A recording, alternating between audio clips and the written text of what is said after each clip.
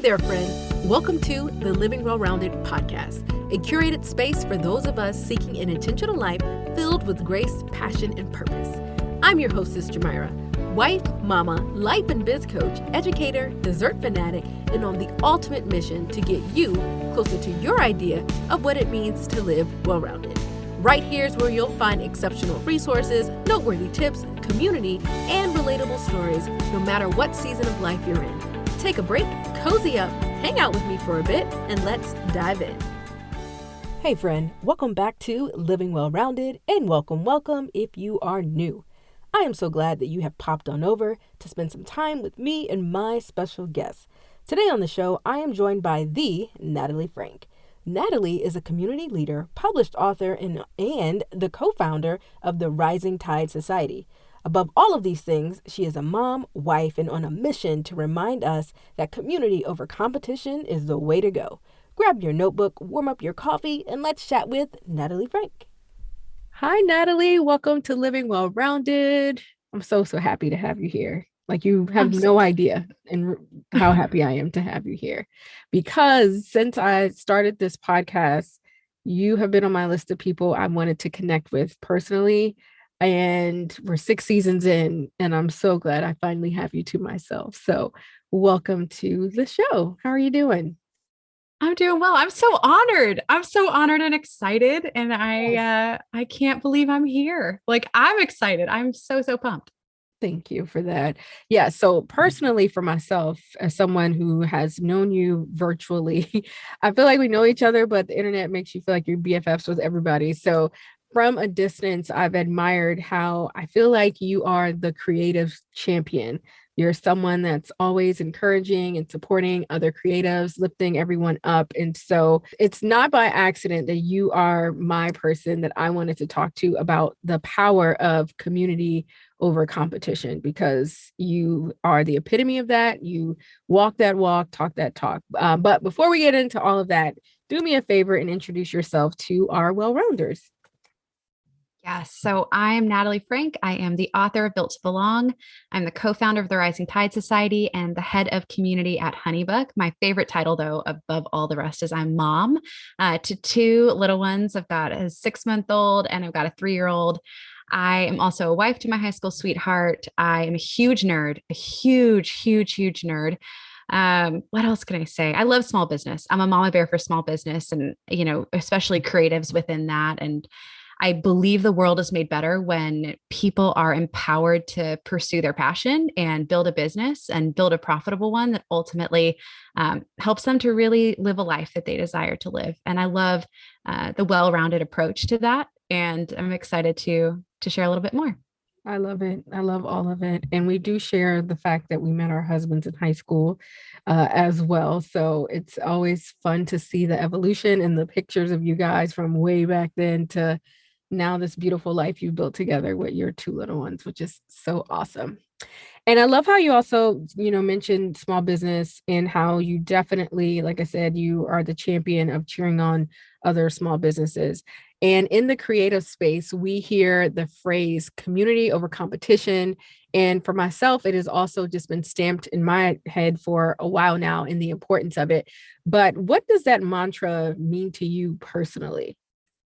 Oh, community over competition means moving past the narrative that there is not enough to go around, that we have to view one another as a threat, that we always have to be, afraid that somebody's going to steal our secrets or, the magic that makes us who we are. And instead moving forward in the spirit of community where we embrace one another, we fight for one another. We are the loudest cheerleaders for the folks in our own industries or in our own lives. It ultimately acknowledges that, yes, we are going to compete, especially when we talk about small business, we're going to compete.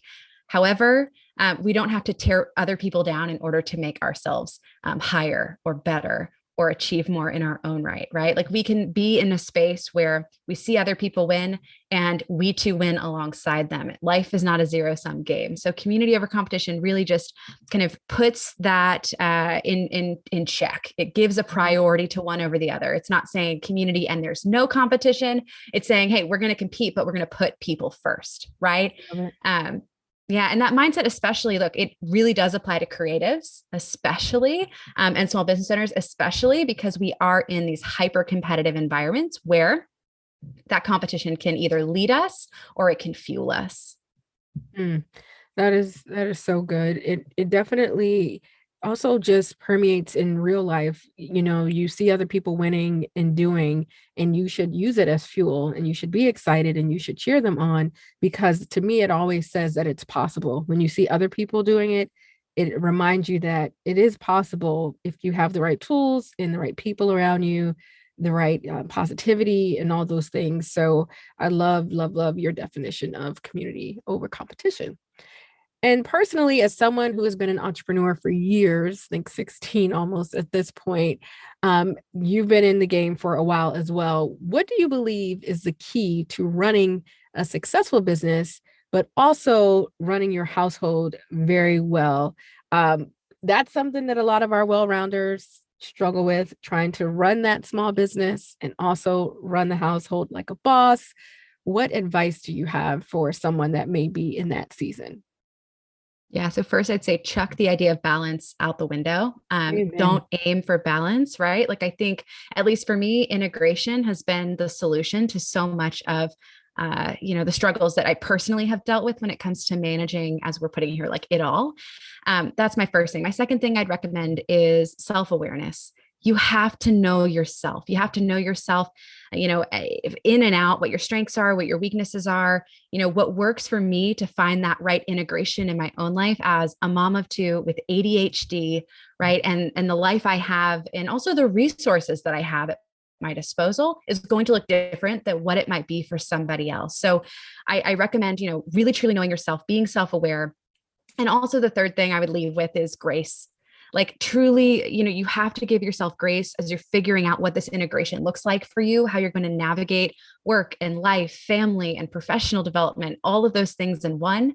You're not going to get it right the first time. You're not going to even get it right the second time. It takes a while, at least it did for me, to kind of chart that course. But if you give yourself grace and you look at each step towards improving that integration as an opportunity to grow, you're not going to just give up or want to throw in the towel or immediately go into panic mode when things don't align the way that you hoped. You know that tomorrow is always coming. There's always another chance to kind of rework that game plan or get feedback from your partner, or, just change how you're operating. It's not something that has to remain set in stone. So when you give yourself grace, it allows for that room, allows for that space so that, you don't feel stuck. You don't end up too hard on yourself, and you're able to navigate and change and grow as your responsibilities do, whether that's in the household or in your business. I love it. Grace, grace, grace. We have to grant ourselves grace each and every day. And if we are blessed to see another day, you can always hit reset and start over. There are no rules to this thing. No one has the ultimate playbook. So just hit reset and figure it out as we navigate life. So I love that.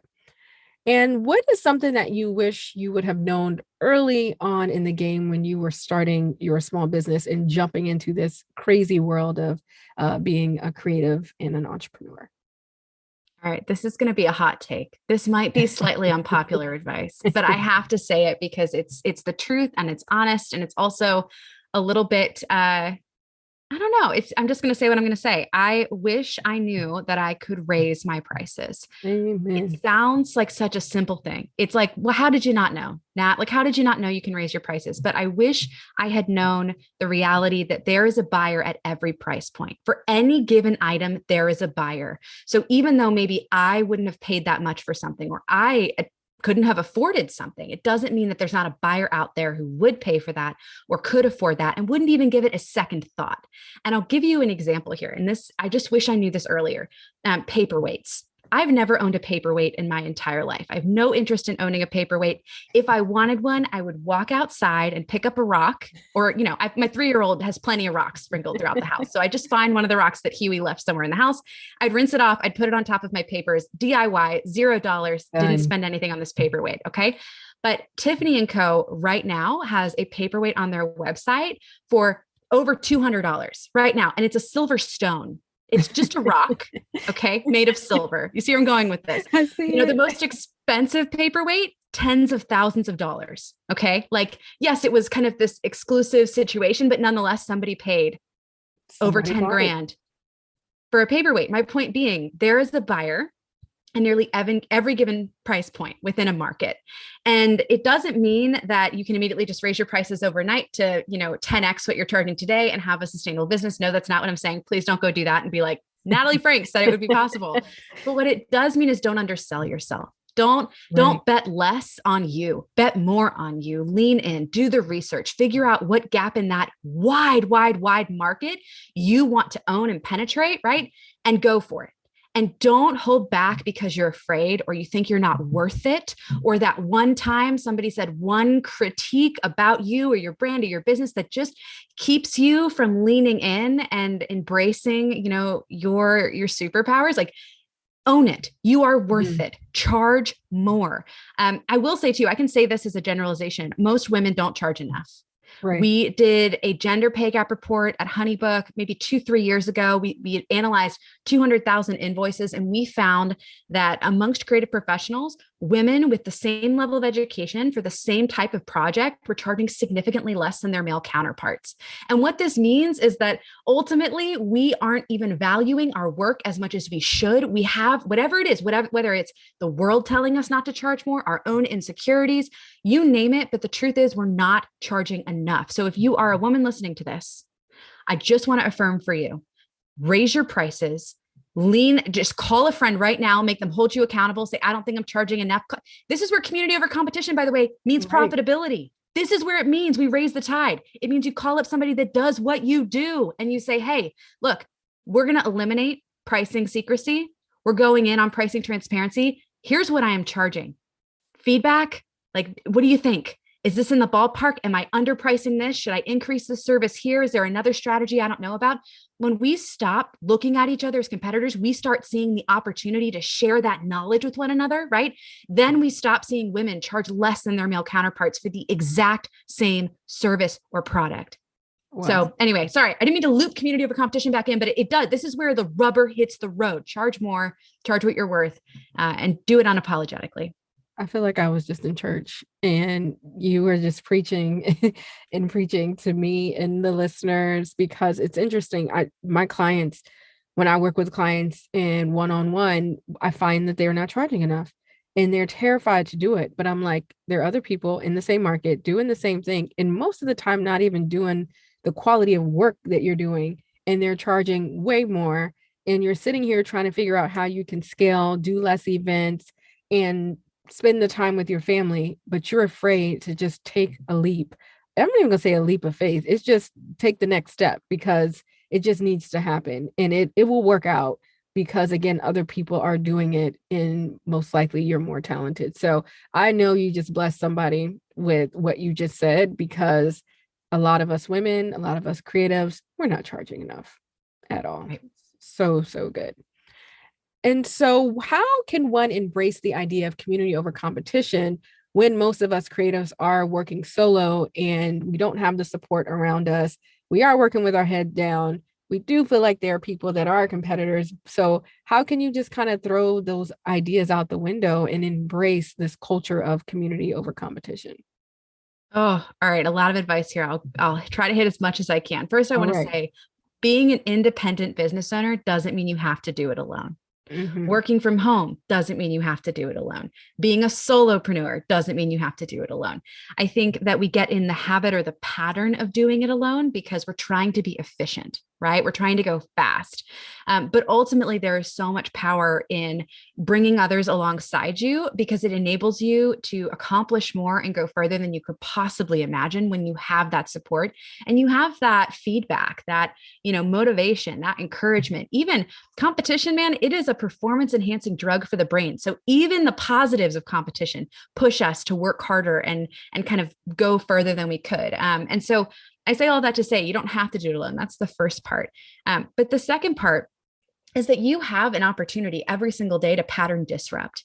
So if you're in a cycle of doing it solo, you could start right now disrupting that pattern of behavior and stepping in to doing it with just one other person. You have a phone most likely in your hand or in your pocket that is a gateway to the entire world. There is somebody out there doing exactly what you want to do. Go out and find them. Reach out to them, make that connection. Don't be afraid of the rejection. Expect to send 10, 15 DMs or text messages before you find that one that says, hey, yeah, let's connect. I want to chat with you. But also lean into existing relationships. You might be surprised that there are folks all around you right now that if just offered the opportunity would go in deeper with you in this season of life. That can be on the personal or the professional side of things. I think the more that you start stepping out of that comfort zone, you start disrupting those patterns of, just doing it solo, trying to be as efficient as possible, not getting out from behind the screen or even leaning into digital connection in a meaningful way. The easier it gets, right? The more comfortable you become with it. And again, I think too, a lot of people don't do it because we have these fears. We have fear of judgment. We have fear of rejection. We have fear of, nobody ever saying yes. And ultimately us being in the same place that we were yesterday, where we're feeling alone. But I can promise you this, if you don't change, you will still be alone tomorrow. If you don't change, you're still going to feel lonely a week from now. If you take that step and you start reaching out, it doesn't have to be some massive meetup that you attend or a conference with 1,000 people. It can be a coffee date one-on-one. It can be a, Zoom happy hour. It can be showing up to a small Rising Tide Society meetup. But whatever it is, just start. Take one step at a time. And I always say community begins one conversation, one relationship at a time. So start there, build from there, and come back to me in 6 months and tell me how it went for you.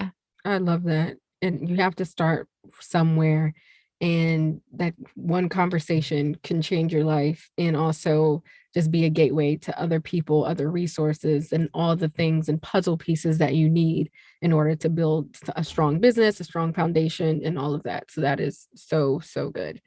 And you made me think about having mentors and colleagues and people that we may admire that may be where we are or strive to be, or someone who's built a business that we admire. And so when you think of mentors and colleagues, is there someone that you feel epitomizes the idea of community over competition? Oh, this is a good question. I think that in each industry or field that I've been in, there have been several people that have been this for me. So for example, in writing my first book, I had no idea what I was doing. None. And I had no credibility in that space or industry. To say I was a small fish in a big pond is an understatement. I was a grain of sand on the largest beach in the world. No way. Under truly, but you have to hear me out. Especially before I had even written the book, I had nothing to offer. And yet, I think about people like Antonio Neves. I think about people like Jess Ekstrom, Mary Morantz, people who shared so openly with me about the publishing process, about what to expect when coming out the gate with my book.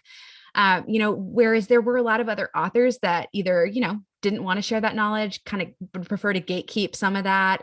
That just wasn't the case for those three in particular, and I've seen that in each industry, right? In the photography industry, I've found that in, other spaces in the tech and community world. Douglas Atkin of Airbnb, I'll never forget getting to chat with him about how he built Airbnb's community, like month one at Honeybook, and just the wealth of knowledge that he was willing to share about mobilizing people and the political change that Airbnb has activated in certain countries and cities around the world just by community, just through, having a bunch of hosts in one space, and how him being so open about that knowledge and information. CMX is another community with folks that are very similar in that mindset. So yeah, there've been a lot of mentors along the way, a lot of colleagues that have really been where I desired to be and helped me to step into that next season.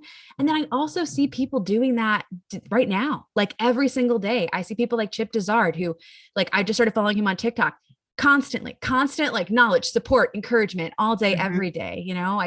I see that in Caitlin James and how she has empowered an entire community of photographers to learn by actually removing the curtain behind how she runs her business. And she actually takes them behind the scenes of every wedding and session and shows you when she makes mistakes, right? So like that to me is living out that mindset of I'm going to teach other people what I know. I don't feel threatened by them because I know that what's meant for me will always be meant for me. But if I can empower somebody else to get what's meant for them using the gifts and talents that God gave them, like I'm going to do it. And so I've seen that even now, you know, from people that every single day are stepping out to live this idea in their own way through their own unique offerings. I love the two examples that you gave with Chip and Caitlin, and especially with Caitlin's All Access, and how she definitely lets you see how she did what she did, how she got the end results. And it's obvious that she's okay sharing some of her secrets, quote unquote, because it is blessing other people. And she's built that community, not threatened by anyone, but just definitely putting herself out there, knowing that someone will be better as a result. And I think that is just so awesome what she has built. It's super authentic. And I just know people personally who are just big fans because she is very much like an open book, which community should be. People should be able to share and feel supported if they are a part of a community. So that's so good. And so what advice would you give someone that may be struggling personally or professionally as it relates to trying to do everything on their own? We kind of talked about this a little bit earlier, but there is someone out there listening. They're juggling all the things. They feel like they are alone as a small business owner and trying to figure it out. So what kind of advice would you give someone that may be in that particular season? Yeah. So first, I would say, you know, it's important that we acknowledge that the hardest relationship we will ever have in our lives is the one we have with ourselves. Mm-hmm. It will always be the toughest. We have to get right with us before we can get right with other people. And I say that as it relates to this question, because I think if we are trying to go out and do everything on our own, we have to ask the question, why? Why is it that we feel that we need to carry the weight of that responsibility and that pressure on our own shoulders and not spread it across the shoulders of others? Why are we taking on all of that without asking for help? What is it in us or that we were taught or that we are struggling up against that makes us feel like we can't rely on others? And I think it starts by addressing that. In Built to Belong, you know, I talk about the fact that I had to learn the hard way that I would never find belonging if I didn't first believe that I was worthy of it. Mm-hmm. And that I spent a lot of time, especially at a young age, not feeling worthy of community and not feeling worthy of belonging. I felt like there was something wrong with me, or I felt like I just was never enough for other people. And so I put so much pressure on myself to perform for that relationship instead of to live authentically into that relationship. And so that was my inner work, and I'm still doing it. Like I mentioned TikTok. I refused to get on TikTok for a very long time because I was afraid of what people would think of me. I have been doing this for 10 years. I've been an entrepreneur for 10 years. I'm 31 years old. I am not young. I'm not new at this. And yet, the monster that Nat struggled with at age 6 and 7 and 8 in grade school is still the one I am battling it out with today. So I share that in vulnerability just for whoever's listening to this to say, whatever that is, whatever that monster is, that dragon is that keeps you from feeling like you can do life with other people, the first step to truly leaning into community is to slay that dragon. And you're not going to do it the first time. You've got to keep working on it. You got to keep holding yourself accountable, but you have to do that inner work in order to truly move forward and move past the struggle that you're in today. Natalie, you are wise beyond your years. Like, seriously, you just dropped so many gems, and you're so passionate about this idea of community over competition. And like I said, you walk the walk, you talk the talk. You are a mentor to thousands of people, you know, at this point. And you say you're not young, you're young. To be 31 again, yay, that would be great. But you even at this age, I get excited for you and what is to come, because you've already done so much and left a major impact in this industry, and you're just getting started. And when you mentioned your book and whatnot, is so many amazing gems within the book. It definitely is something. Your book has been a conversation amongst my friends and I, because there's so many, it's so much advice in there. And again, I love books and people who are authentic and that can share openly. And you do that, you know, every single day with how you show up. So just needed to throw that in there, that yes, you are impacting a lot of people on this journey, people you don't even see or hear from, but we're paying attention to you and what you're doing, by the way.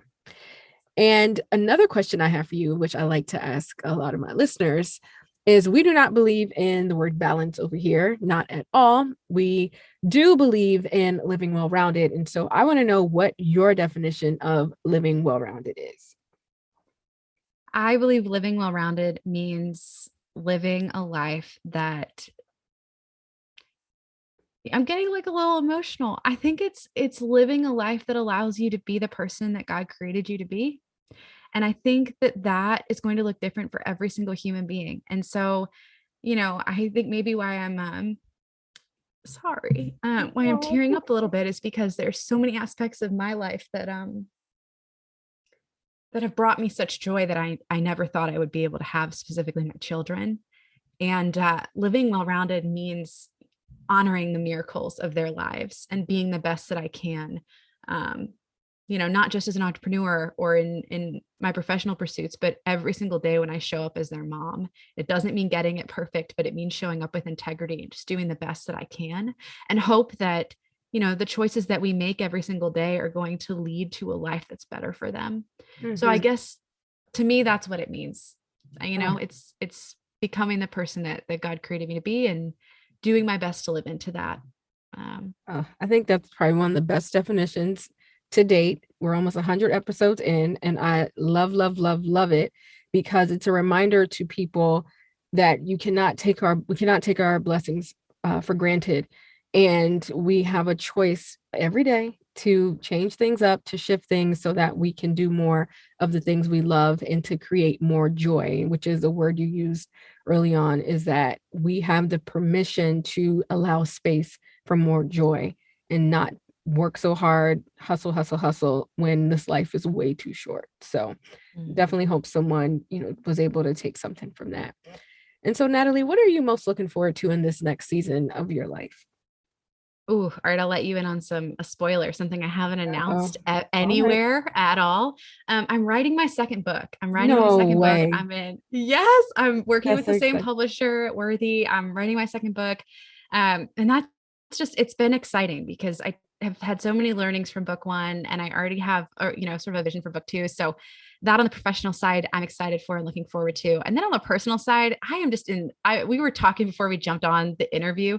I'm loving this season with the kids, like infant and toddler, but especially my 3-year-old. I know the threes are tough, but I have such a quirky, creative little boy on my hands. And I think I'm just looking forward to this season of watching him grow into his personality and doing my best to, guard his soft emotional side that I love so much. So I that's love what it. I'm excited about. And I love how you speak of all these things with the biggest smile on your face, which means that, you're going to do great with book number 2 because book number 1 was awesome.